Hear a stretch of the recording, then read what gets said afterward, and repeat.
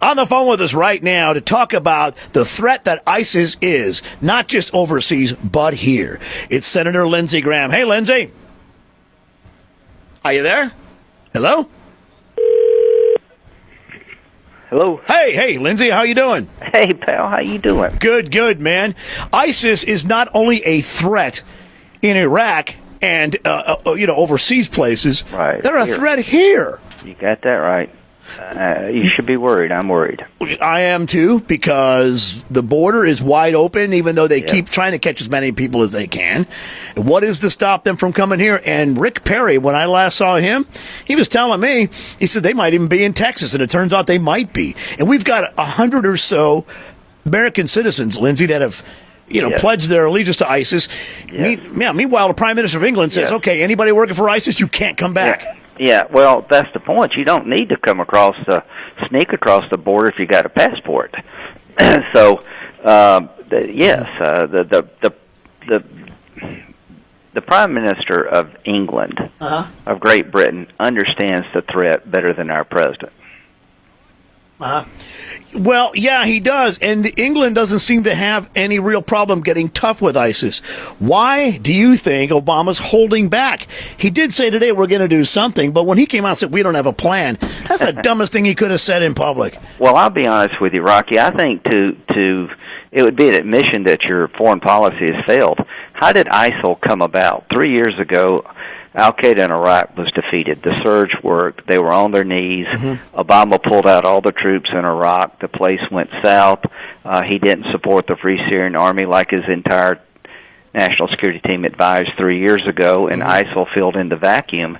And now this prolonged approach where you do it in 3 phases is nuts to me. You got to hit them and hit them hard. Yes, I want Arabs on the ground fighting, but there's no substitute for American air power and some, combat power. I can't think of an Arab army that can go in there and fight these guys without some American help. And to your listeners, this is about us. It ain't about Syria. It ain't about Iraq. If we don't disrupt their network, they're coming here.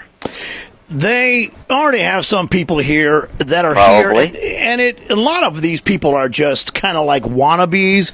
They see this stuff on the internet. It's their chance to do something violent and stupid, so they'll go ahead and do it. You know what I mean? They'll just go ahead and do. Well, that's a different problem. You got copycats, you got lone wolves, but this is an army. Please, when the president says this is sort of like we've been doing for the last 5 or 6 years, the way we deal with ISIL.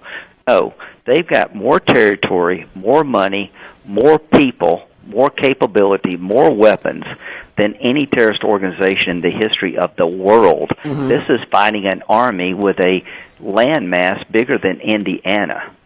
So he tries to marginalize the threat. It is real. Over 100 U.S. citizens involved, thousands of Europeans that can go to Europe and come here. The sooner we disrupt this organization and defeat them and get them on the run so they can't hit us, the better off we'll be. Now, I saw a map that one of the news channels put up. I don't know if it was Fox or CNN. I know it wasn't MSNBC because every time I watch them, my head bleeds. My eyeballs, my ears bleed. I'm like, what? So the thing is, I like your show. I know. If I watch Chris Matthews drool on his chin one more time, I'm going to say, get that guy a napkin. Here's the thing. I saw all these little spots marked on our map. Well, ISIS is here and ISIS is here. Why can't we just saturate bomb these guys? Well, part of the problem is they're integrated now into population centers. Here's how you defeat them. You create more problems for them than they create for you. So Jordan is all in. Jordan could be a staging area to get a coalition of Arab countries with our help to hit them from Jordan. The Kurds are great fighters. Give them arms along with American air power. And the Free Syrian Army, 35 million people live in Syria. They're not radical people by nature. Most of these ISIL guys are come from places outside of Syria. So you help the Free Syrian Army, and you create multiple fronts. You hit them from down in Jordan. You hit them with the Kurds. You hit them with the Free Syrian Army, and you get the Iraqi army to come back from the south. That takes leadership. Here's the problem, Rocky. Our allies, the Congress and the American people, don't trust this guy. No. The follow through. That's his problem. Well, not only that, here's a statement that Dianne Feinstein just made. She said, I want to congratulate the president. He's now on offense. Oh, yeah, it took a while. Meanwhile, let him move 200 miles closer to Baghdad. They've got Baghdad surrounded. Why should we be that concerned? Well, see, now, here's what you put your finger on. Mm-hmm. I'm worried about some kind of Tet offensive in Baghdad. We're underestimating the power of these. Here's why we should be concerned. It's a terrorist organization headed by a guy that was held in American custody, Baghdadi, at Camp Bucca, where I used to do my reserve duty in Iraq. Uh-huh. They turn him over, let him go, and he says, I'll see you in New York. They want to create an Islamic caliphate that has no border. Their goal is to take every Muslim and bend them to their will, kill every Christian, destroy the state of Israel, and attack us. Mm-hmm. That's why we should care. Name one thing that they haven't done that they said they would do. When they capture a village, what did they do? Yeah. They killed the Christians. Mm-hmm. They put them in slavery. To think that they're not going to hit us is just ignoring what they say. They behead people for nothing, and they do it on YouTube like it's a game show or something. They're animals. They're barbarians. Yeah. And here's the good news. They can be defeated, but you need an American president that can rally the world to a just cause, and you need to create hell for these guys. Joe Biden said, follow them to the gates of hell. Well, he's right, but you got to hit them in Syria. This strategy that they're talking about in 3 different phases is beyond bizarre to me, but I'm going to listen to the president. I want to help him. But he's got to convince me and everybody else that he's in this to win, that he's got a plan, and he will stick to it. There's a lot of people that would say, why should we care about collateral damage over there? The enemy doesn't seem to care. They're knocking off journalists. They're knocking off kids and children. When Israel gave that warning to Hamas, they throw basically a giant beanbag, if you will, under the roof of a building, which is a warning. You got 3 minutes to get out of there. Get out of that building. What do? They send the women and children onto the roof of the building, and they all stand there or sit down. Well, what do you do? And, Hamas doesn't play by any rules, and neither do these guys. Mm-hmm. Here's the goal. The goal is to keep the war over there and not let it come here.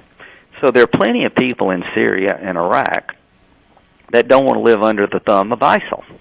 So what we're trying to do is find the ones that will fight, empower them, help them, and go after ISIL like our national security depended on it.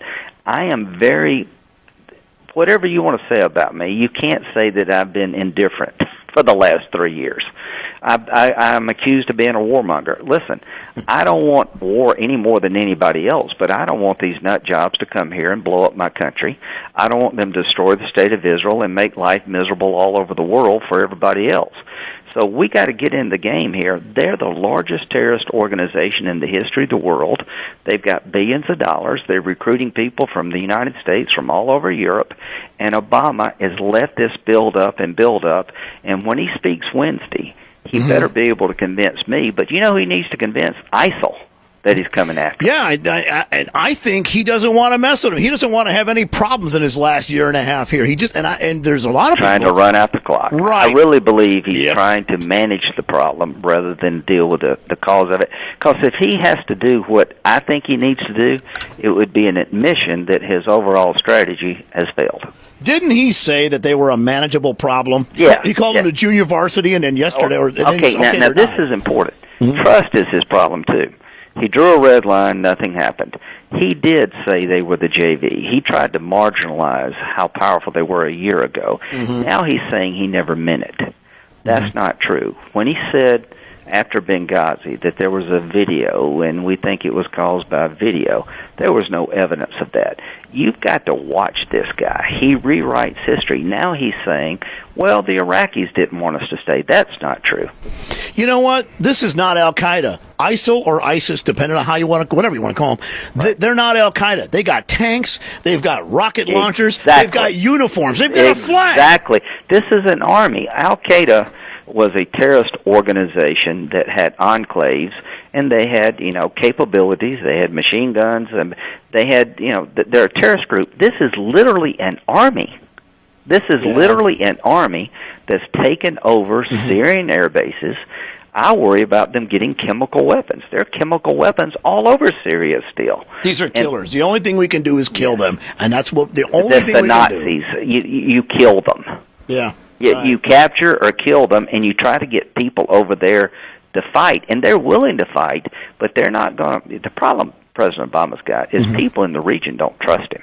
No, and well, I don't trust him. Well, I don't either. I don't trust that he's going to follow through. I don't think he's going to do anything. And everything. It's almost like he has to call Valerie Jarrett before he ties his shoes. Well, I've been on your show a lot over the last several years, and I've been talking about this consistently. I go there a lot, and people say, "Why do you go there?" Well, you understand what's going on only if you go there.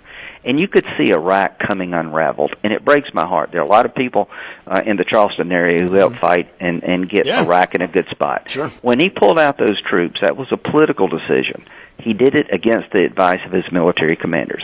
When he did not support the Free Syrian Army 3 years ago, based on advice of everybody in his national security team, he made a bet he knew better than they did. Well, every bet he's made is blown up in his face, and this army, ISIL army, is marching through the Mideast, and they're gaining the capability to hit us here at home. The sooner we engage them and disrupt them, the safer we'll be here. So we have to. And you know what? With the looks of these guys, I think if we start wiping them out, they'll disappear. I mean, the rest of them, they will become losers instead of winners.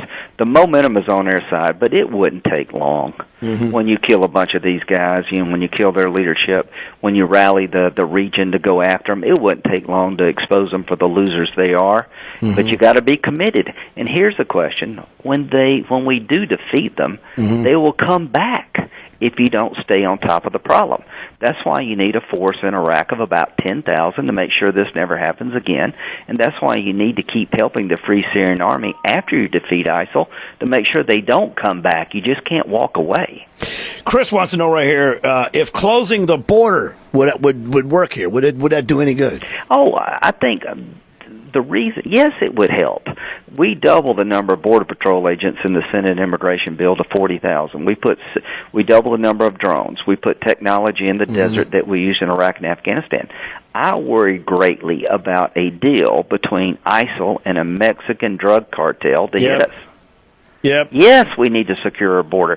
It is a national security problem.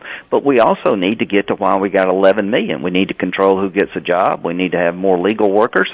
But we need to look at the broken border as a national security problem. But here's what people don't realize. 40% of illegal immigrants in this country overstayed their visas. Remember the hijackers of 9/11? Yeah. 19 of the 20 had visas and they expired, and we didn't have a system to track them. Yep. So 40% of the people here illegally never came across the border, and most of those people come from the Mideast. Some of them are listed as students when they come here, and they never even go to school beyond a month, and nobody comes after them. All of them came just about as students, never attended school. One guy had 7 different driver's licenses. They had fake documents. We got to control how you get a job. And when your visa runs out, the school needs to tell us that, the law enforcement community needs to follow a visa overstay as a national security threat. Well, what I see with these ISIS guys, ISIL, whatever you want to call them, I call them ISIS because that's what I originally called them. I see that there's no way to deal with these people. Well, it's just like the German. I mean, you don't contain them. You don't manage them. You kill and capture them. But the difference between ISIS and ISIL is important.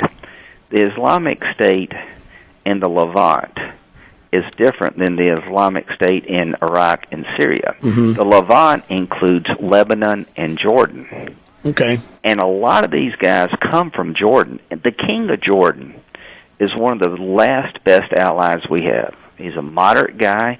He's very helpful. He shares intelligence with us. He's a good neighbor of Israel. They're coming after him. And we need to stop these guys. Well, we'll do one before you leave here. What do you think, Carol? What do you think? Well, Senator, this is Carol O'Neill, and I'm running my House seat 116. Plug. Hey, good luck. Yeah. Well, you've got a good daughter, I can tell you that. Well, thank you. I'm going to take this seat. My daughter asked me what was I going to do after this. Was I going to retire? I said, tell Lindsey, watch out. Yeah, I'm telling you, I am so well, you're glad a veteran. You're a veteran. What do you think, Carol?